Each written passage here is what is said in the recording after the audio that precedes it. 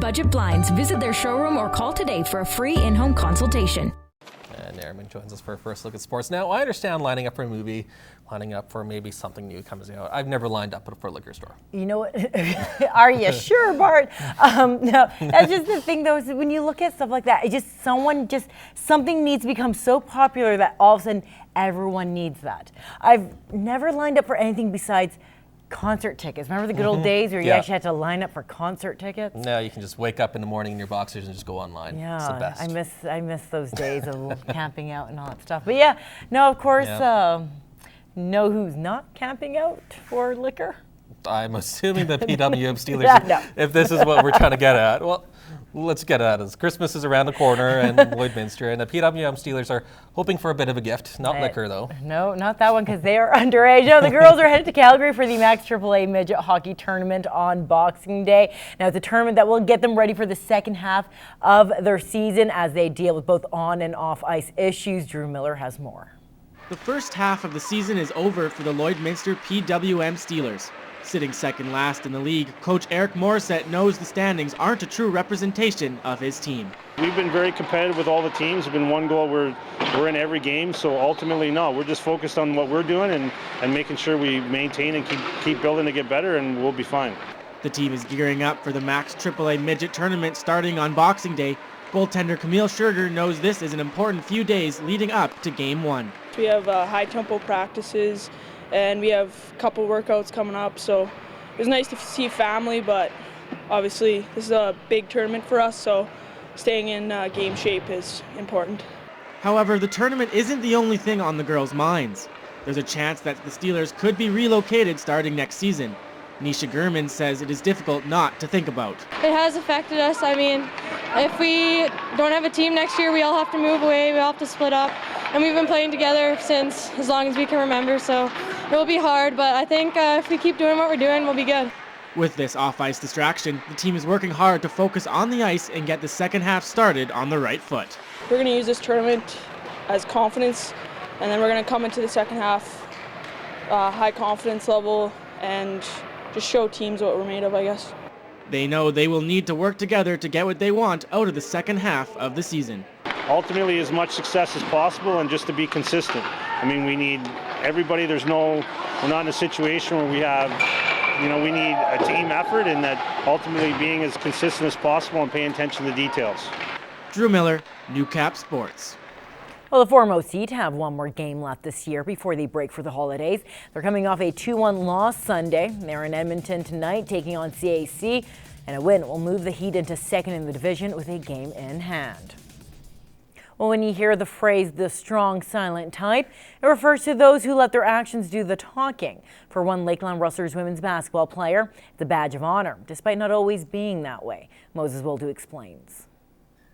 My first year was really stressful. I had injuries and stuff that I work out. I don't know, I was super shy, so I didn't really go with the team that well. It was hard to get into doing stuff. When arriving to Lakeland College, Shania Magnusson wasn't the most boisterous, a talented player on the court, but sometimes her quiet demeanor never let her true talent shine. I would be impressed if she said 10 words her freshman year. She kept to herself. She worked pretty hard, very shy. Things didn't go her way in practice. She would kind of melt right away. My role changed a bit, not being a rookie anymore. Chris expected a lot more of you, and some days that was a lot challenging. Second reason, shy. I need space on the D so that we create a good screen, and I need you to be below the level that Heather's at. It was hard. In the middle of her second year, Shania made the conscious decision to get better and open up. Since then, she's blossomed into one of the most premier shot blockers and rebounders in the ACAC. My roles changed dramatically. I'm not really that second off the bench anymore or third off the bench, and I had to be more of a leader on the court, and it really changed my game all around, and definitely changed me as a person. Last year we had to go through a thing in practice where every day she had to bring me her goal for practice.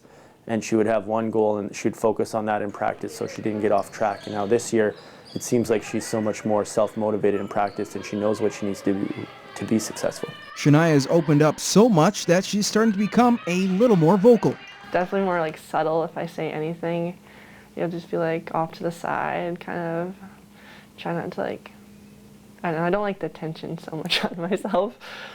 The way I see myself as a leader would be probably like through showing what my abilities are on the court and just working as hard as I can.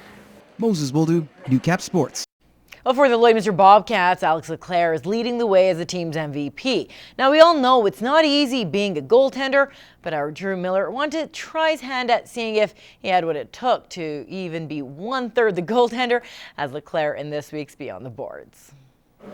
So I'm here with Alex LeClair, goaltender of the Lloydminster Bobcats. He was nice enough to come and give me some pointers, trying to see if I could have any chance of being a goaltender someday. So Alex, what would you say are the first steps you'd want to show me? First step for a goalie is basically the basic position when you start. So we see that the width of Drew is pretty good right now. It's the same width of his shoulders. Next step is having the gloves facing in front and the stick in the middle. Exactly. You will push from your left skate to your right skate. You push with your toes and you push on the whole blade. So it's small, sharp movements from one to the other, keeping always that same width. Second type of crease movement, we call it T-pushes. So how do we do T-pushes? If you're moving one way, you'll use your skate and try to make it like a T-shape with it, and you'll transfer your weight from your leg from the top part of your T to the other one. So basically, you're standing in a basic position, you just turn your skate and you push. So Alex, after giving me some pointers, any last minute advice before these guys take some shots on me? My last minute advice to you will be to go with your instinct. In a breakaway, it's a lot about reaction, making the right decision at the right time, and if you overthink about it, well, you're half a second late, and usually it ends up with the puck in the net.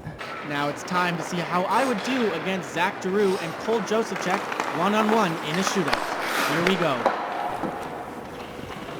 Can't handle it.